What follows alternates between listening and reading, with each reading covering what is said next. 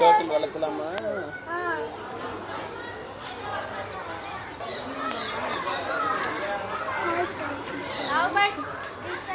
எதுக்கா இது love birds இல்லையே. ஆமா பாரு, வரி குதிரை பிஞ்சு, அடுத்து நீண்டவால் பிஞ்சு, ஆண்டல் பிஞ்சு, மஞ்சள் சூரியன் பிஞ்சு, பிஞ்ச் பேர்டுங்கிறாங்களே அந்த பிஞ்ச் பேர்டு, லவ் பேர்ட்ஸ் மாதிரி ஒன்று பறந்துச்சு.